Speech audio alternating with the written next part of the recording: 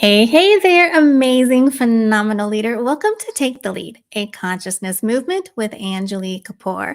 Now, on this show, each week we help you become one with the rhythm by stepping into your potential, by embodying your inner phenomenal leader and taking the lead of yourself and in your own life. Now, as you may know by now, my name is Angilie Kapoor. I am a career and conscious leadership coach, multi book author, inspirational speaker, as well as your host. I'm also the founder of my career and leadership coaching company, Oversight Global, where we are on a mission to address the consciousness crisis in the world, one leader at a time. Now, today we have another absolutely amazing guest joining us today. I'm super excited at what we'll be exploring in our discussion of how loving yourself actually leads to powerful leadership. Now, I know this is something we can all learn more about, so be sure to stay right there. You don't want to miss this. Now, I had the incredible opportunity to be on fellow E360 TV show host Jeff Pearson's show, Invisible Condition. In fact, the episode I was on aired last Tuesday, May 7th. Now, you might recall that Jeff was actually a guest here on our show a couple of weeks ago, and we had an amazing conversation of how he's been able to thrive with his medical condition, hydrocephalus. Now, on our episode of Invisible Condition, we discussed the chronic conditions that I've lived with, chronic migraines and a form of autoimmune arthritis called ankylosing spondylitis. So be sure to check out the replay by going to www.e360tv.com and then scrolling down to the Achieve TV channel, navigate to Invisible Condition with Jeff Pearson, click on it, and then select View Content and find my episode, which is Season 3, Episode 11, Chronic Migraines, Selfless Leadership, and enjoy the replay. Now, yesterday, Sunday, May 12th, we celebrated Mother's Day here in the States. Now, Mother's Day is a special occasion dedicated to honoring and appreciating the incredible influence of mothers and mother figures worldwide. Now, this day serves as an opportunity to recognize the unconditional love, sacrifice, and unwavering support that mothers offer to their families and to society. Celebrating Mother's Day is important because it allows us to acknowledge and express gratitude for the myriad ways in which mothers shape our lives, from nurturing and guiding us in our formative years to providing ongoing support and wisdom as we grow. It's a day to reflect on the essential role that mothers play in fostering strong, compassionate, and resilient communities, making it a celebration of profound love and respect that transcends cultural and geographical boundaries. Now, for me and my mom, we actually got to spend Mother's Day together in person this year, which was very special. I hope that all of you were able to celebrate and enjoy Mother's Day as much as my family and I did.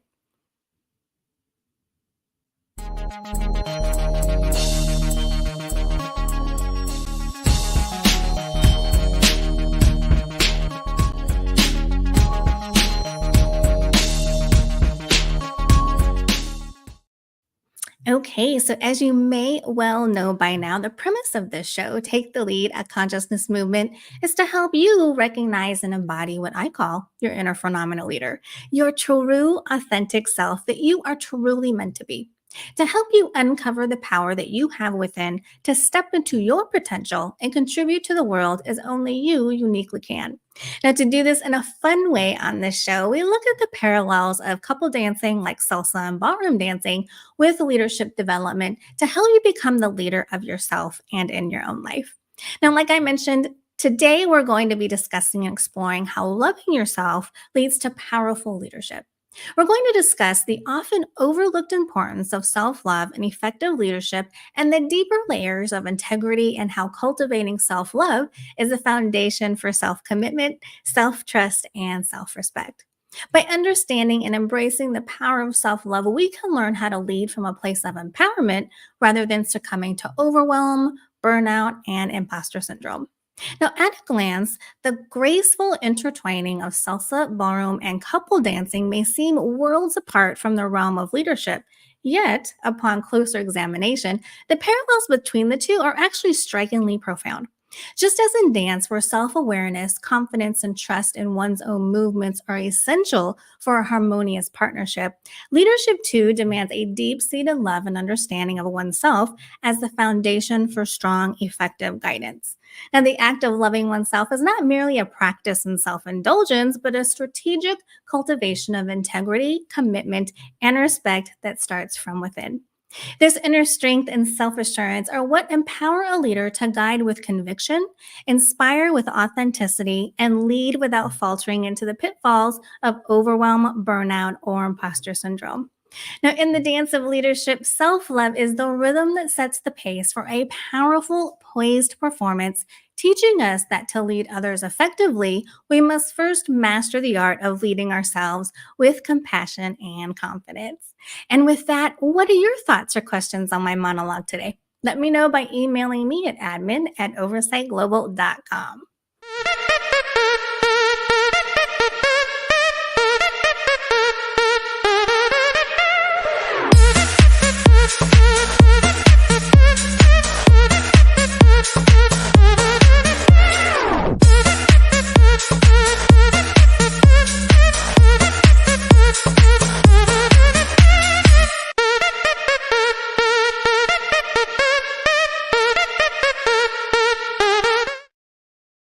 Oh, now that, folks, was our new commercial for my newly redesigned speaker website. Pretty cool, right? I'm super excited that it is finally up. Now be sure to go and check it out at www.angeliekapoor.com and let me know what you think about it, will you?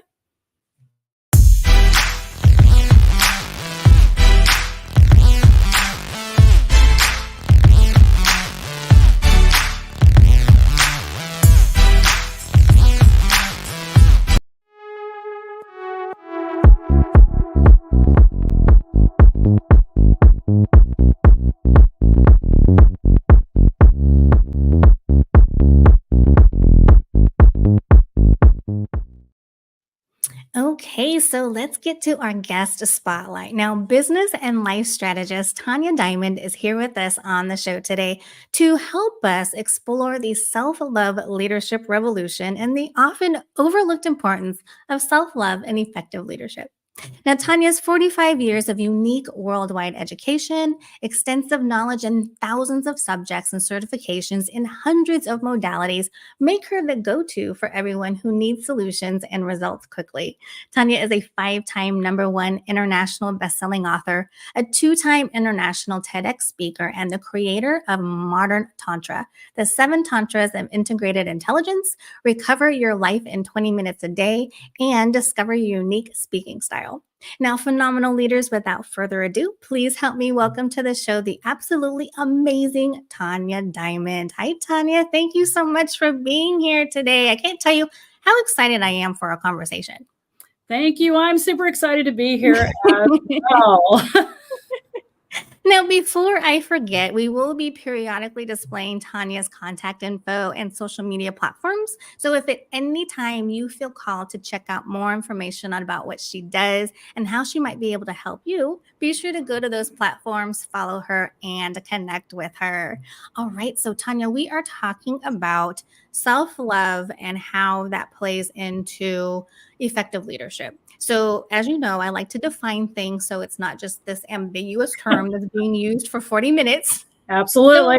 Let's start off by defining for everybody what self love is. Because I know that some people, when they hear that word, they're thinking self care, massage, pedicure, manicure. Yeah. Yeah, that's not how I do it. Because that to me, there's preventative care. That's like relaxation, massage, and stuff like that. There's vanity care, which isn't bad. Nails, pedicures. I just got one yesterday. My toes look great. Oh, nice. And when it comes to self-love, it really is about boundaries and it's about prioritizing. Mhm. So self-love for me means that I love myself more than I love other things that aren't good for me and Right. or could take me off my priority path. So it's really about boundaries and prioritization. Right, exactly. And one of the things that we talked about is it's often an overlooked critical aspect of being able to effectively lead. Why do you think that is? Well, because, what's under the foundation of self-love. So Self-love, everybody says, love yourself, love yourself, love yourself. But there's actually Mhm. a reason why most people don't. It's because they don't have the 3 foundations under them to attain self-love. When we have these other components, which we won't keep you in the dark, we will tell you, is you just fall in love with yourself. You're not trying to love yourself. It is a natural extension of these other 3 foundations.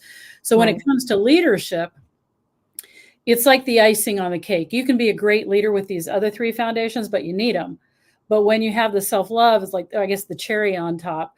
It means that you're also loving when you're setting boundaries Mhm. and you're prioritizing. And so when you love your team, it isn't like, oh, I love you, you're so fluffy, you're so wonderful, just a little kid. It's really about like having the hard conversations. It's Right. really about setting the priorities, that your team is also practicing self-love and these other foundations, because the team is only as strong as the people that are strong, because if there's weak Mhm. bailing ship, your team's not very strong. Right. Right. So I think it's overlooked because it sounds fluffy. Right. When self-love sounds fluffy, then yeah, you're like, oh, we don't need this because we're all in our heads and we're just making this happen. But you could also consider it the feminine energy to the masculine doing. Mm, mm. Full peace. Even though setting boundaries is a pretty, it's pretty hardcore to be able to Yeah, set yeah. boundaries. Yeah.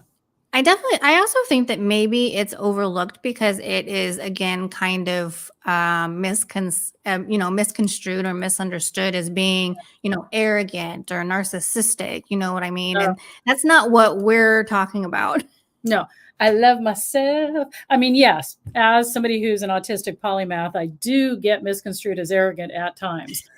Just let's be real about that. I speak authoritatively, and I have no problem saying what I'm okay with, because false humility is not a good look on anybody.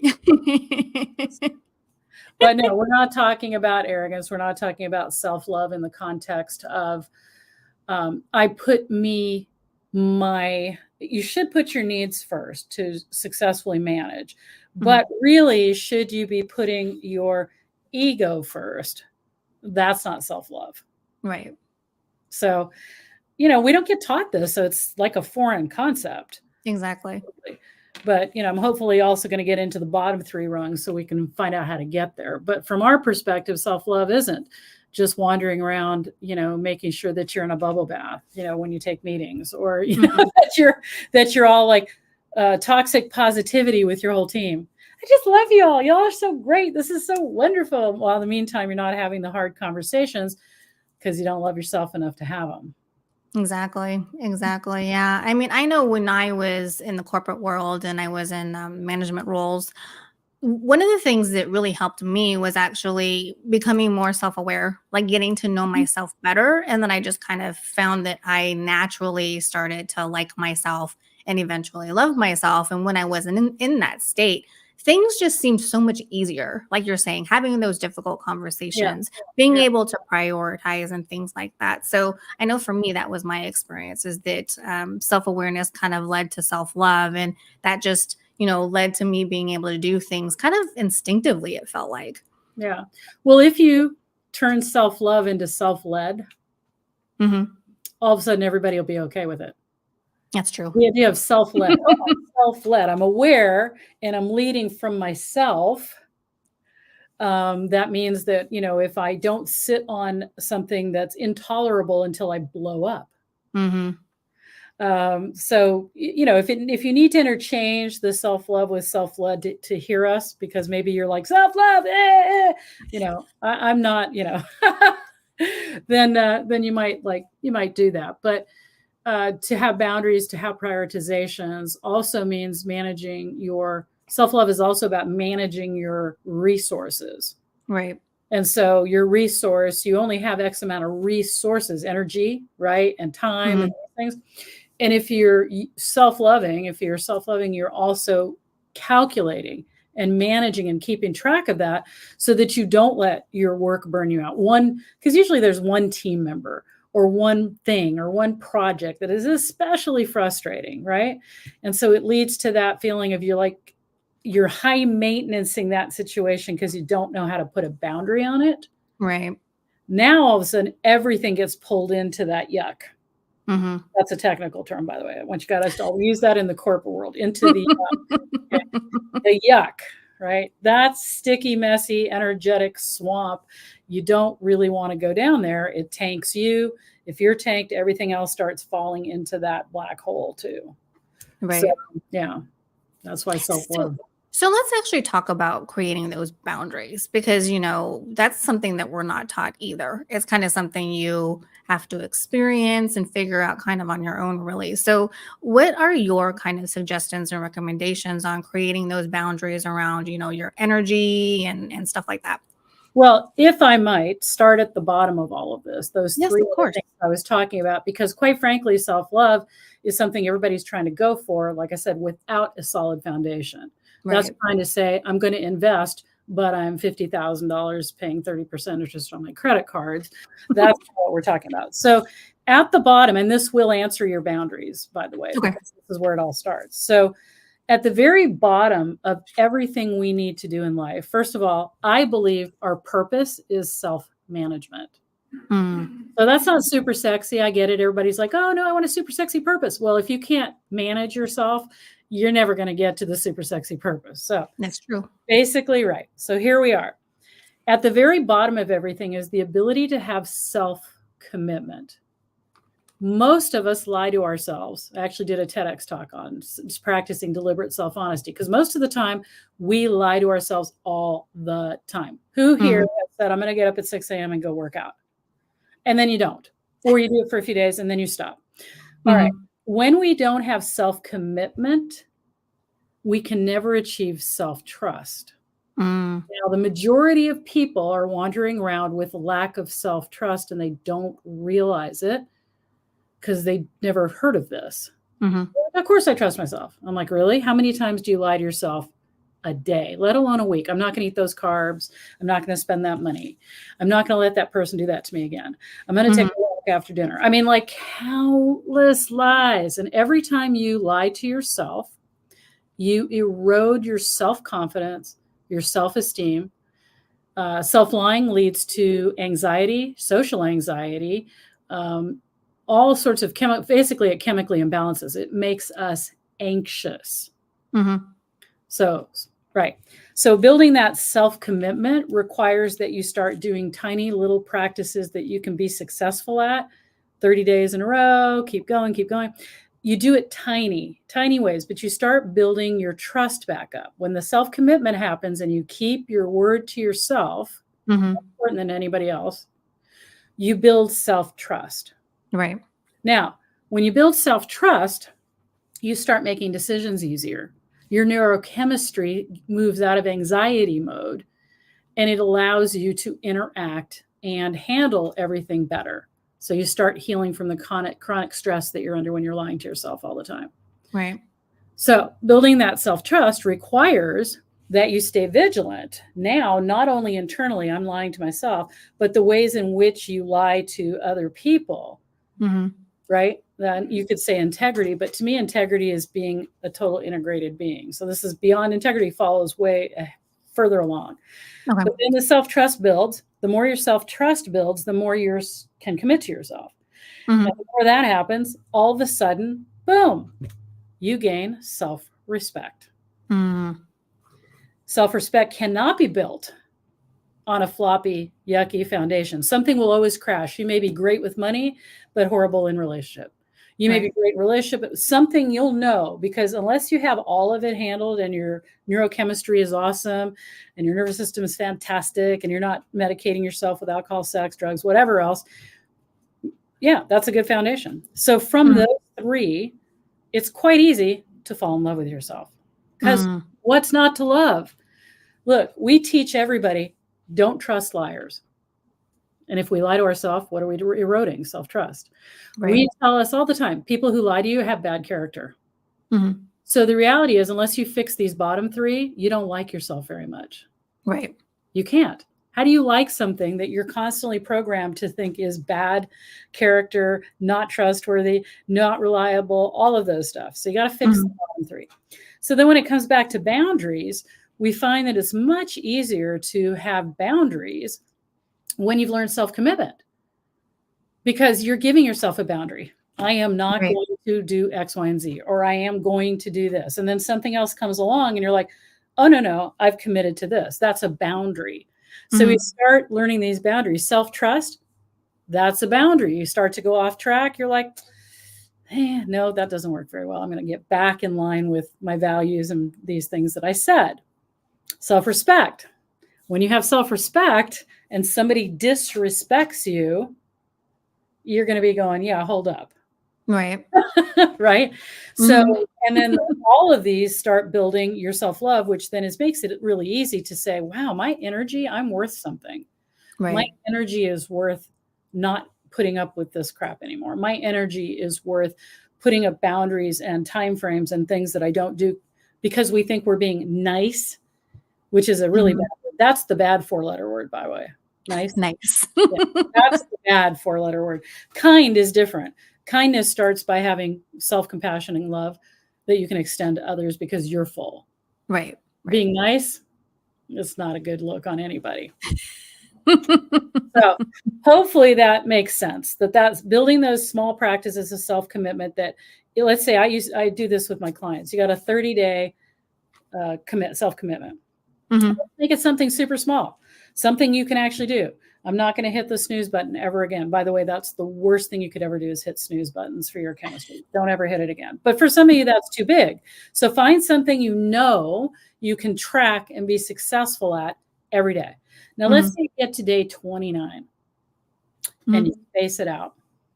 You start from day 1. Yeah. Now, doing that while nobody's looking empowers that self-commitment, and you start to trust yourself. You know you're going to do what you say, even when nobody's looking, Mhm. right? So that everything just keeps building on each other, those tiny little practices. So find something that's totally you'll be successful at. Make it small. Right. Maybe do 5 calf raises while you brush your teeth.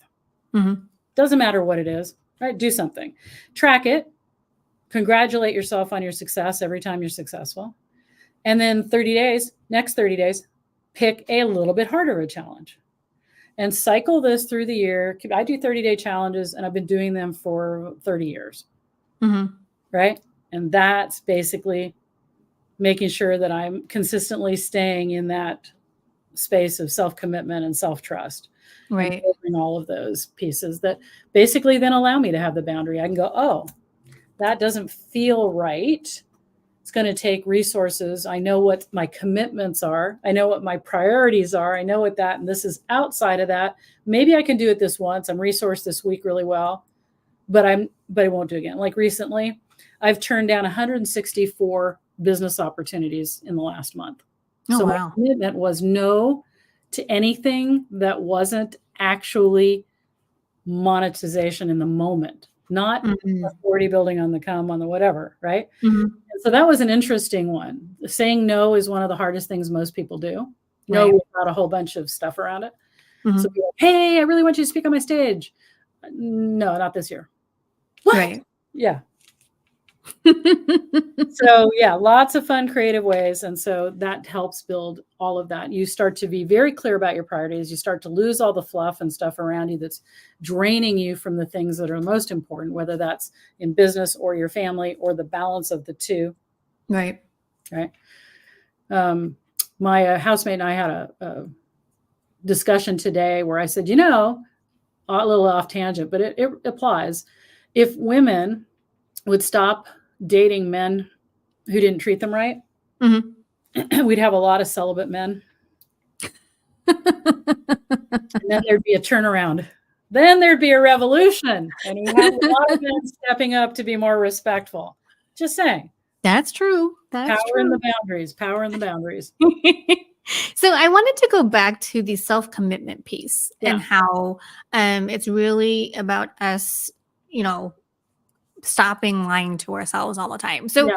what is the connection between that and like the limiting beliefs that we have or the nasty inner critic that we're dealing with? Is there a connection there?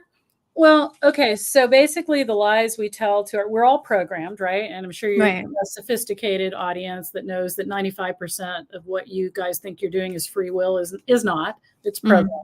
Right. And so these ideas and thoughts that we have are just that. They're ideas and thoughts that are running the behind the scenes. But when you take action in this very successful self-commitment, let's say you're like, oh, I'm just no good at anything. I fail everything. If I tried to start a commitment, I've never kept my, if that's you, then you need this more than ever. But remember what I said about starting small. What we're looking for is success. In the first phases, we're looking for success. And most people are like, oh, I'm going to quit carbs. It's too big. That's way too big. That's way too big for most people. But I'll tell you, once you train your brain like I have, I was a total vegetarian. And then the next day I decided I was going 100% carnivore, and I didn't look back. So my brain is trained so that when I want to change a neural pathway or anything like that, it just goes, because it's less work to change than it is to fight it. Most people, this is how it fits in. Let's say you're going to say, I'm going to get up every morning at 6 a.m. and go to the gym. So at first you're like, yeah, going to the gym, you feel good. Going to the gym. But before your brain wants to lay down a new path work, like the I trust myself now instead of I don't trust myself, first thing it'll do is sabotage you, because it takes a lot of resources to create a new neural pathway. So all of a sudden you wake up one morning with the sniffles. Now, in your childhood, when you were sick, you did not leave your bed. Right. So you're like, oh, I have a sniffles. I can't go to the gym today. And your brain just saved a whole lot of trouble by putting on a new path. It just said, no, you're going to die if you do that. Here's a sniffle, right? And you're like, your body can do that? Yes, your body can totally give you reasons. Whatever it is, it'll go look for the we're going to die if we go to the gym every day card. And put it out here and go, what are our saboteurs? How do we sabotage this? So if it gets hard like that, you just get up and you go to the gym anyway. You just know, I committed to this. It doesn't matter what happens. Right? Right. I was in the hospital recently. I just had abdominal surgery last week. And I do practices every day, regardless. So I had the nurse come in and ask me, it's on my chart, did you do your practice, and walk me through the practice that I wanted? Because it's a self-commitment.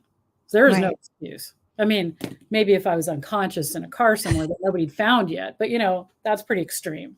Right. Yeah. So basically the limiting beliefs that's how we get rid of programming is to reprogram for success.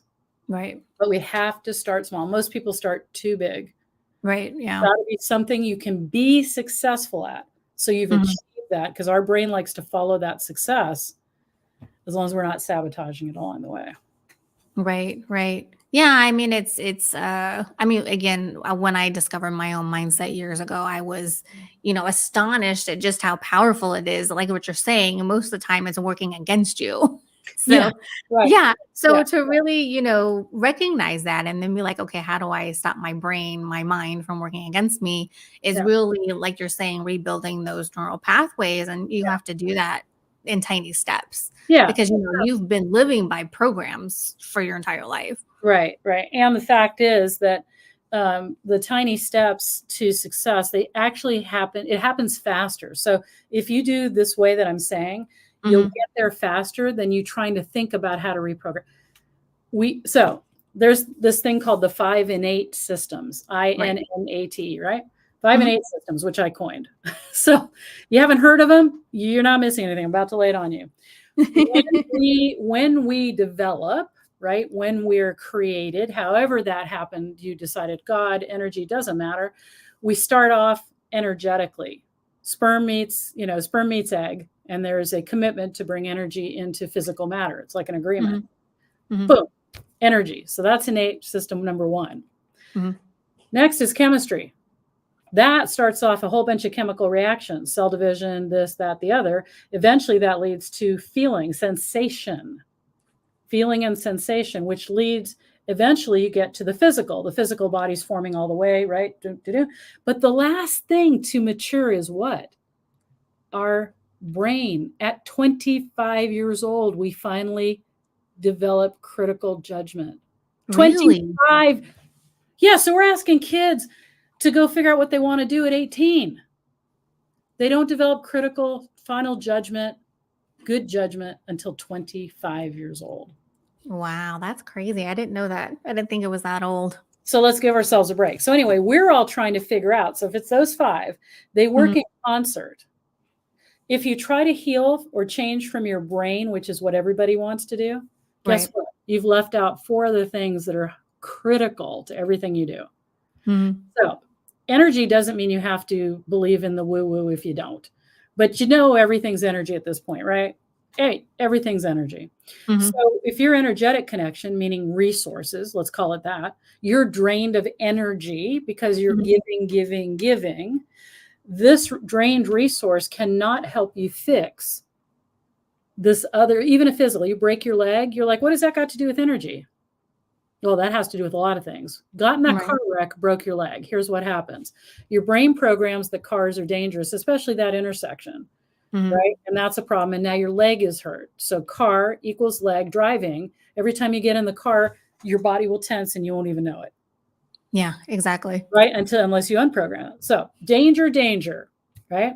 Your body, your brain says that's dangerous. Now your chemistry, your feelings get involved. I'm afraid.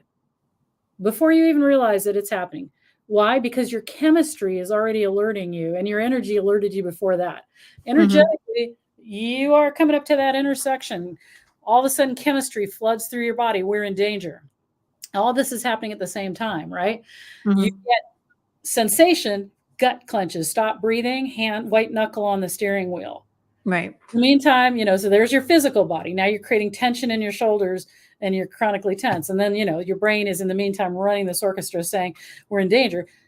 So you might get over the broken bone, but it might be decades of PTSD and more. So we have to start understanding how all of that works. And that little steps that I told you of the self-commitment, that actually works on all of them. So all the work I do works on every single aspect of our 5 and 8 systems, any coaching, because if we don't do that, we think that we're special and we can't heal. We think we're too special. Our trauma is too big. None of that is true. We are all created in the same kind of chemical, energetic soup. And unless you're a sociopath, that is my caveat. This does not work on sociopaths. So I don't think any are watching, so we're good. Probably not. They probably would not be. But just to qualify, if you are, this is not, that 99% does not work for you. So by doing this self-commitment, we're actually working energetically because we have to be aware of doing this thing and not forget it, right? That awareness and energetic commitment is changing our chemistry. We're being successful. We're also building resilience because we may not want to do it. And then we're like, oh, but I'm going to do it.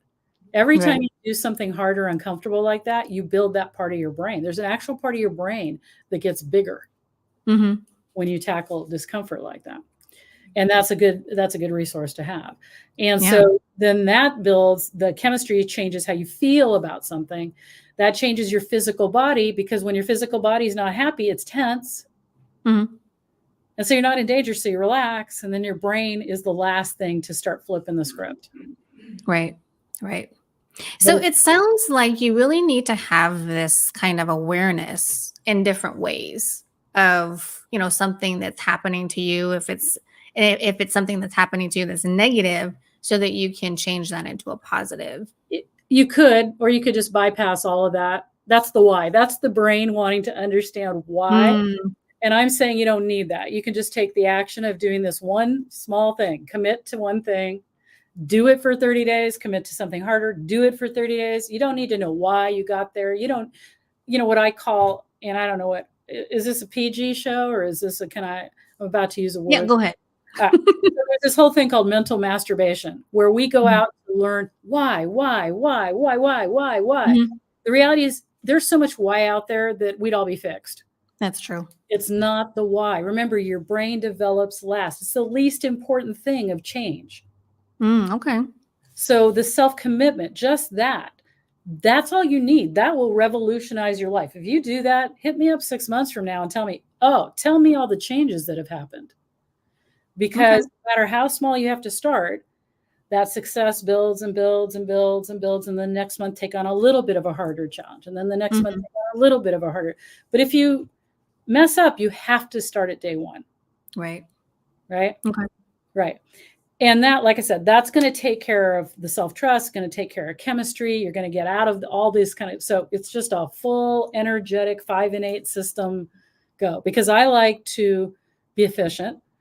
As somebody with autism, I'm just very much like, hey, I want efficiency. I don't want needless suffering. Let's make this happen. So I like to deep dive to the foundations. We talk about all these things, self-love, these loftier things, but we don't nail the foundations to help us easily get there. Okay. Right? Self-commitment builds self-trust, builds self-respect, and then fall in love with yourself because you are a committed, trustworthy, respectful person. Okay. Very cool. So we just need to stop thinking about it and just do it. Thank you. Yeah. Like how many endless, and look, I've done the deep dive for you. I read 3,000 words a minute with an 85% comprehension rate. Wow. My favorite thing to do is read scientific abstract research papers. That's what I do. And I've been doing it since I was 7 years old. I read War and Peace when I was like 5. And so that's all I've been doing my life is deep dive research into all the things I'm interested in. So I've done all that for you just to let you know that basically try this. So the proof is in the doing, not in the deciding about it. Right. It doesn't take anything off of anybody's plate to add 5 calf raises to their toothbrushing ritual. And if you got to write calf raises on, the reason I use that is because most people stand in front of a mirror to brush their teeth. So you can have a Post-it note that says 5 calf raises and the end date. Well, and plus, I think you're using a technique called habit stacking, which I've always found to be super helpful for me when I'm trying to take on new, things, is just add it to something that you're already doing anyway. Like you're saying, brushing your teeth. Yeah. You can add all kinds of different stuff to that. Getting ready for work while you're doing your makeup. You could be doing something else. Right. So, yeah. And though I'm not a fan of lots of multitasking because that takes us out of presence, when it comes to this starting this, eventually you would lose that. You would stop adding it to something and you would figure out where it goes. So, but the first step is success. So I want everybody to hear this carefully. The first step is to find the success sweet spot, not to do something epic. It's to actually do something for 30 days that you said you would do. Right. Your brain doesn't care how small it is. It doesn't have any judgment. Your subconscious mind is not judging. That 5 calf raises is as epic as climbing Mount Everest. It doesn't matter. It just knows it's tagging that you said, I did it. Yay. And I always do that. I did it. Woohoo. And then I do it again the next day. And then I do it again the next day. And you'll find that really hard because what you want to do is start doing things more. I'm doing 5. I want to do 20. That's a mechanism of self-sabotage. Okay. That is a complete way that you probably can see patterns, not you in particular, but if people look at that, I bet you see that pattern. You started down doing a program, let's say you started at work and you were doing what you could do to learn everything. And then all of a sudden you're like, oh, I'm not doing enough. And you threw a bunch more on there and then got overwhelmed, procrastinated, and fell apart. Right. It's about being successful. That self-commitment requires small actions to start. I do epic things now, like what did I decide to do that was really, well, when I gave up sugar, it was one day I was eating pastries and whatever else. And then I'm like, and I'm giving up sugar. And I just gave up sugar and I haven't eaten it again. Very cool. But I spent decades training myself that when I make the commitment, I started with a very, very tiny thing. I couldn't do anything for 30 days without forgetting. By the way, forgetting is self-sabotage. So be sure to put it on your calendar, people. Right. Yeah. And then notice that you'll forget it even when it's on your calendar and you didn't forget anything else. It'll be such a fascinating journey into personal awareness of how little you actually commit and trust yourself. You'll be shocked. Wow. Yeah. And then the next step, like I said, maybe it was 10 calf raises. That's great. Shake it up. Don't do calf raises. You can keep doing those if you want, but make it be something else. Like when I'm waiting for my tea water to boil, I'm going to go down into a deep full squat. Right. Hang out for as long as I can. Make it 2 seconds. Every day when the water's boiled, I'm going to do a 2-second deep squat. That's great. Yeah. Don't need to do it longer. You just need to do what you said. So be very specific about what you're going to do. Okay. So you've achieved it. Not like I'm going to go to the gym. When? For how long? whatever. Right. Right. Be specific. So your brain knows you did it, you were successful, and that's awesome. And that's what the commitment is all about. It So sounds, what do I love simple. It sounds so simple, most people won't do it. And they'll remember this maybe a couple of years from now and go, oh, maybe I should try that.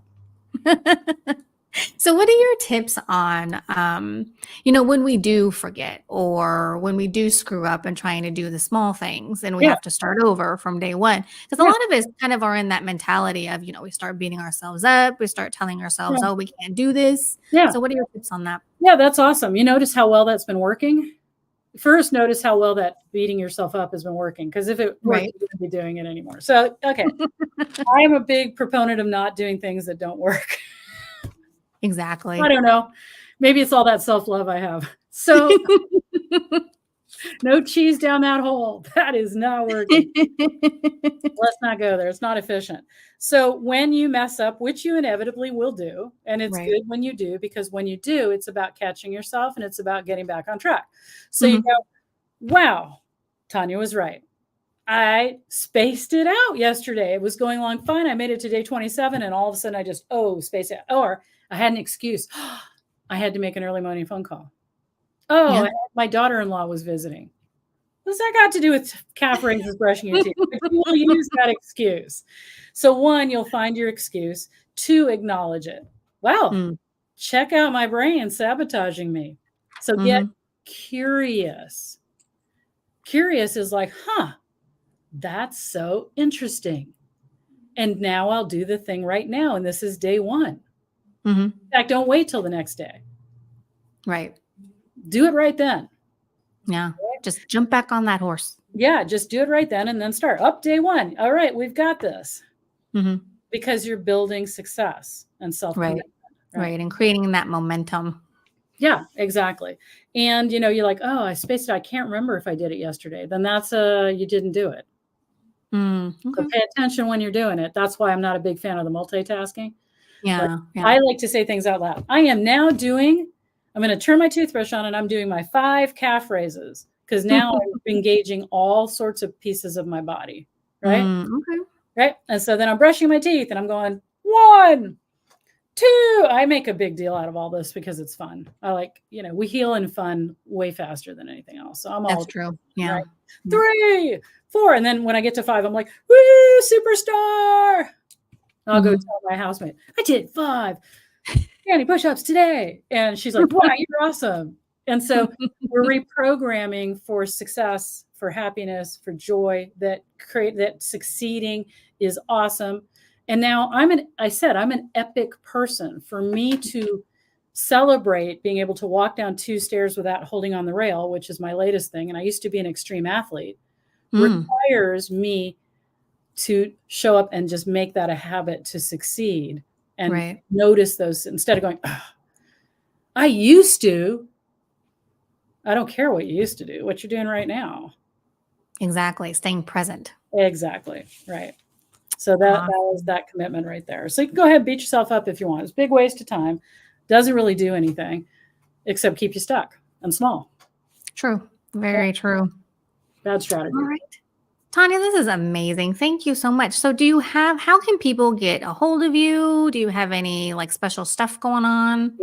Yeah. I mean, if you want to get a hold of me, that's pretty easy. As long as you spell my name right, TANJA Diamond. I'm on like 20 pages of Google. You can't miss me. If you're not looking, you will miss me if you're not looking.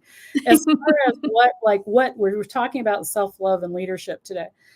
And I believe that leadership, we can take leadership and make it be like self-led, because you're not going to be a great leader in corporate when you're not a great self-led. You're not in self-love. You're not leading yourself well. How do you expect to lead a team really well? Exactly.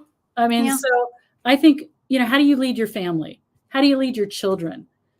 Right? How do you lead your solo escape, to the blue ocean? Like it all is the same thing. So no matter what you're doing or what you're trying for, this works for everything. So I've done this talk, for better sex. I've done this talk, leadership. I've done this in so many different places because it all comes down to this thing of self-management. Right. And this is the core. So you can find me. Just look me up, and happy, wherever it is you find me, I'll be able to talk to you. So just saying that. Sounds great. Tanya, thank you so much again for being here and for this amazing conversation. I so appreciate it. You are so welcome. It's been an honor and a privilege. Thank you so much. Thank you.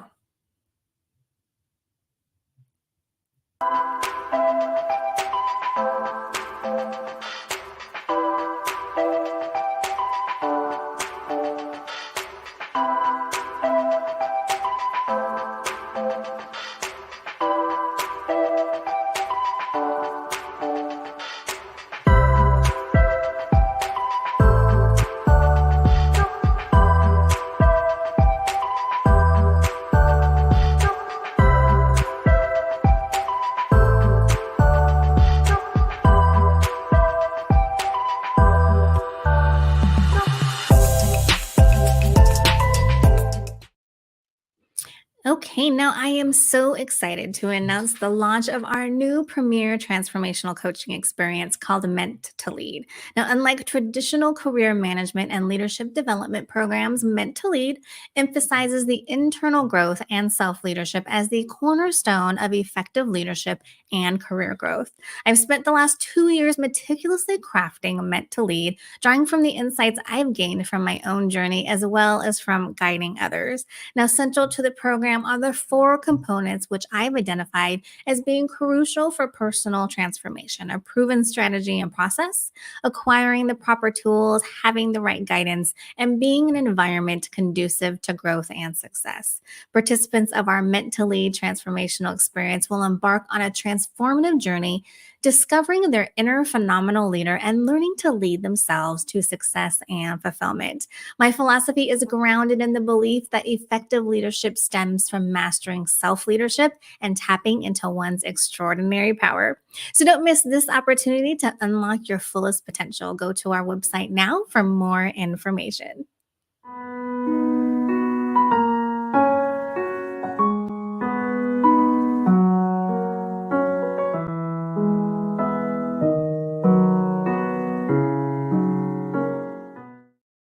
Now, if you'll remember in this segment, the purpose of it is to be intentional. And when we let our mind know what types of things we need to work on the next day, it will actually problem solve, brainstorm, and find solutions for us so that we can immediately have the solutions and ideas we need to tackle our projects head on the next day.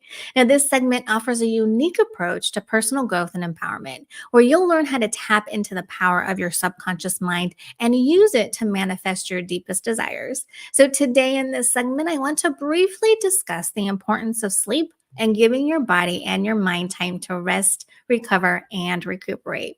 The critical role of sleep in mental and cognitive function is increasingly highlighted by a wealth of scientific evidence demonstrating its indispensability in ensuring optimal mental health and cognitive performance.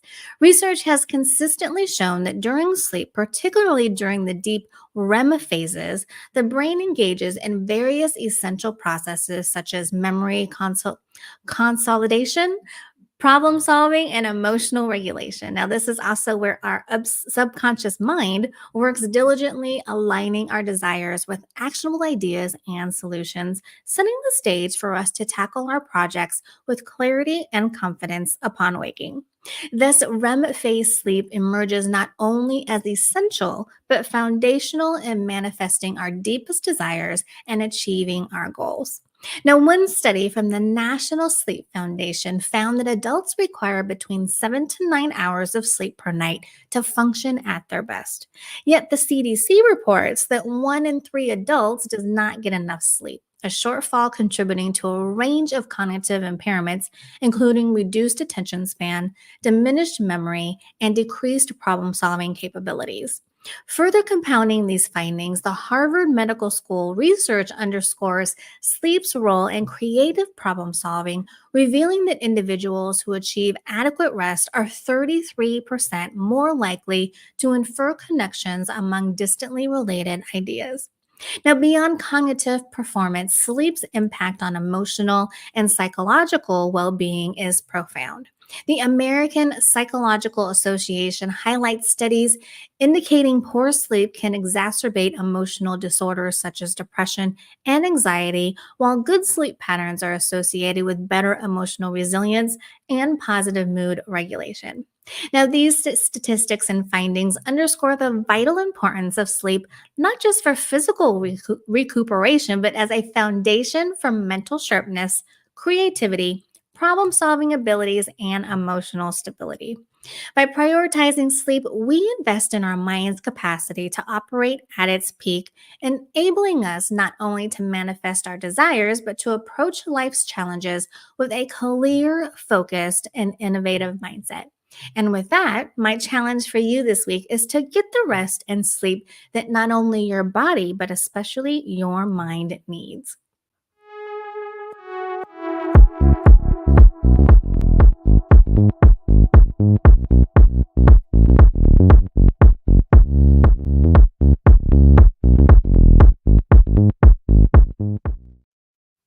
And there you have it, beautiful souls, as this episode of Take the Lead, a consciousness movement with Angilie Kapoor, comes to a close. I want to thank my guest, business and life strategist Tanja Diamond, once again for joining us on the show today and for sharing her incredible knowledge and insights with us on how, by understanding and embracing the power of self love, we can learn how to lead from a place of empowerment rather than succumbing to overwhelm, burnout, and imposter syndrome. And also, thank you, Bright Light, for being here with us today, too. Remember, like I always say, I don't believe in coincidences, and you, Bright Light, were meant to be here today to receive whatever message you were meant to receive from this episode.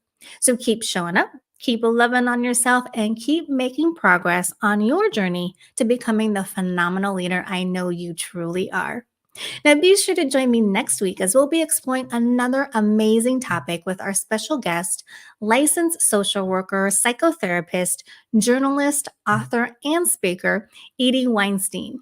She will be here with us on the show next week to explore the concept of conscious aging.